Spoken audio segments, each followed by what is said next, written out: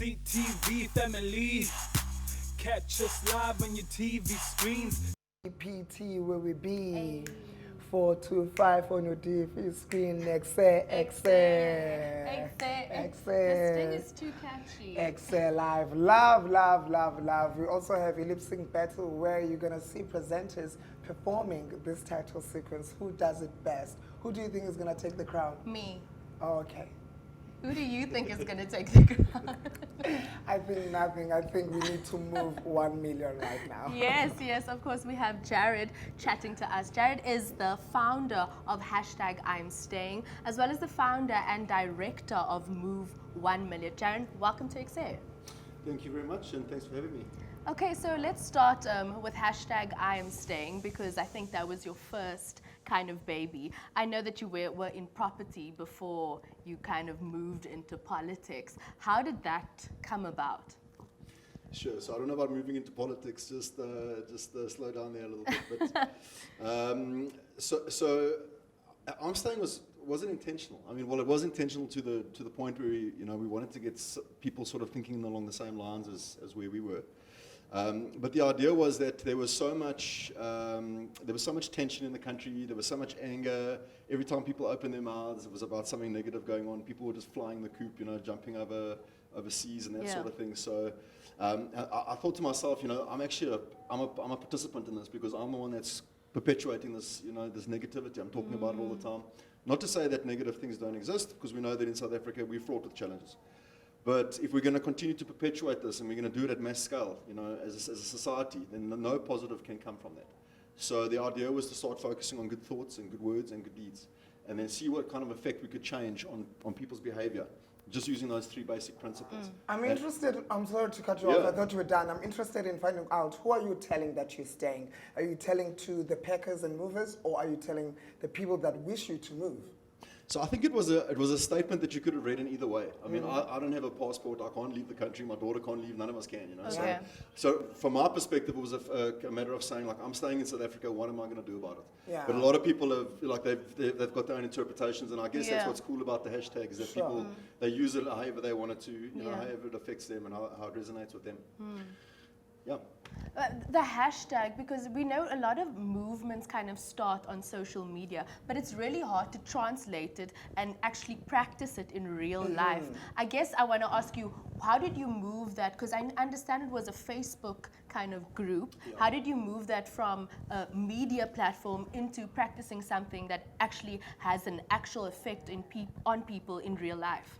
So I think the excitement and the buzz around the platform itself actually allowed us to do that through social media, and we became a partner with Facebook Global because of what we were doing. Wow. So Facebook Global were actually looking at us and saying, this is like quite an interesting model, and they basically studied us because of the effects that it had. So basically, we'd ask people to do a challenge, like a tip challenge, and then that just ran, and then people just started tipping each other, a feeding challenge, saying thank you to our special services, and all those sorts of things. Yeah. And I think people just wanted a place to feel good.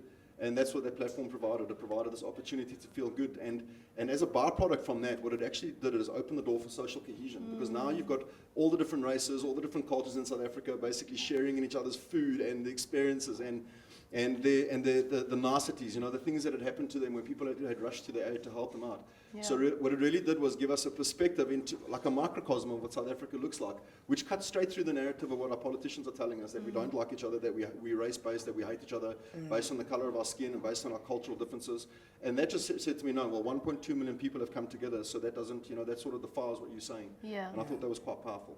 I don't know how much energy you used into making Who I'm Staying relevant and work, but I can tell that it did not tire you, because you hopped on to the next, which is Move 1 Million. Tell us about that. Yeah, so Move 1 Million is a slightly different animal. It's based on the same principles of love and respect and non-political, non-racial, denominational, and we don't bring religion into it at all. So those foundations are the same. But I think Move 1 Million was birthed during the lockdown, and was as a result of all the stuff that was going on. Our politicians continue to push the boundaries as far as we go. They continue to abuse the republic.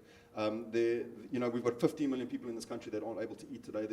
Gift to the givers were just talking about the fact that there's kids that have tasted every plant in their village because they don't have food. And our politicians are then taking the food passes away from our people. They're stopping people from feeding. So that was enough for us. us. And we just said, that's it, it's time for us to start pushing back. And again, it was the message that said, like, let's move 1 million people to do something. Yeah. And obviously people just like that one as well. So. Well, what do you wish them, the 1 million people, to do instead of shouting at the government? Because you shout at the government for how long? 25 years into democracy, and I don't know how many years we were shouting at the government during the apartheid era, but it took hundreds and hundreds of years. Instead of shouting at the government, what should these 1 million people do? So I think the idea was to say, let's get 1 million people moving, because with 1 million people, you can really start to make an impact. Yeah. And what we want to do is we do want to tackle the ills of South Africa, and specifically on the political front. But for us, it's you cannot expect somebody to come and support what your initiative stands for by just making promises, because that's the one thing that we've done very badly in South Africa, is make promises and not deliver. So we said, how do we do that through active service? How do we actually serve communities and make this a service-based project where we can start to give people what they need, and hopefully there's a trust that's developed and built, and we get people to move with us. So that was the premise of doing that. And then to say, okay, fantastic, we know that politicians don't listen to the Republic of South Africa, they have no interest in us. So how can we affect real change? And I think what we start to look at there is, how did the liberation movement actually start to move? Because nobody wanted to support the liberation movement either. During apartheid era, everybody was like, you're going to get us killed, get out of my house. Yeah. And but slowly over time, and it was a 40-year process, but over time they managed to get people to mobilize and to stand, because power is in numbers, but power resides in numbers. And I think once you've got the numbers standing together, really standing together, there's very little that can stand in the way of that as a democracy, a true democracy, but it's powered by the people. So, sorry, I know I'm a little bit long-winded, but so the idea then was also just to focus on the direct electoral bill that's come up now, which will empower the average South African citizen to run for office and to run in parliament, which means that we can now hold people to account, which is an issue that we can't achieve right now. Well, can I just say that this man thinks that he's not in politics yet. After that, I don't know. You might be in denial slightly. Let's talk about Move 1 Million. What kind of issues are you actually aiming to address? So we've got as a society, we know we've got a number of things that plague us, right? We've got education, which is a major problem. We've got just basic food, basic services that are a major issue. Our care services, corruption, crime, murder, just goes on and on and on. But all of that stuff sort of it comes from a root cause. And that root cause is by and large corruption. And it's a failed state. So we really need to focus on what that is. And I think that's our primary focus, is to say, how do we go after the root cause and then start to address the symptoms that are as a result of this. And a lot of it stems back to corruption, almost all of it. How do we get this movement into a global movement? So we already got 26 countries that are standing with us. Hello? Yeah. When we, so I don't know if you know, but we did one of our live feeds. We got nailed by the police. I mean, they hit us with water cannons. It was quite intense. So, and that was a live feed. I don't think they realized we were live feeding, and it went global instantly. So we got 26 countries that stood in solidarity with us. On the 5th of September, that was quite nice. We had a global protest. I think it was the largest one of our kind. Yeah. And so the international communities already know about us, but our primary focus now is to make sure that we've got our structures in place, that we've got our policies in place, that we know exactly where this vehicle is going to take us and how we get there. And then from there we can really start unpacking it into the public, saying this is what we stand for, this is where we're going, this is what we hope to achieve, will you come with us? Luckily for EKSE Live, it is a national youth show, so everybody in South Africa is viewing this right now and they can hear your message. And lucky enough for EKSE, we are also international, because they're going to hop onto YouTube.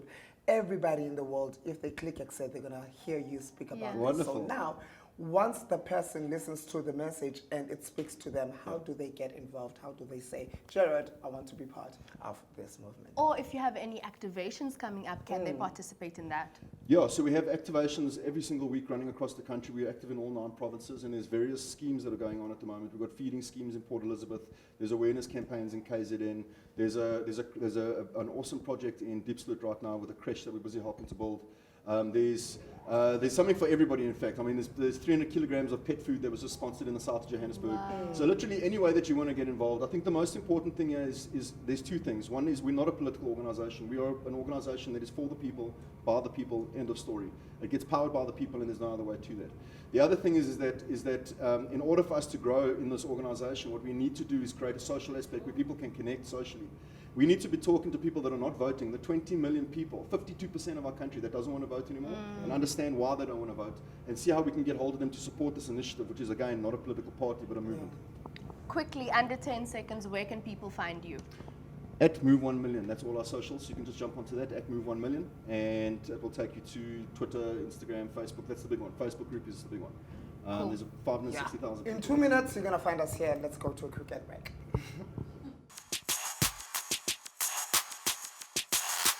CTV family, catch us live on your TV screen.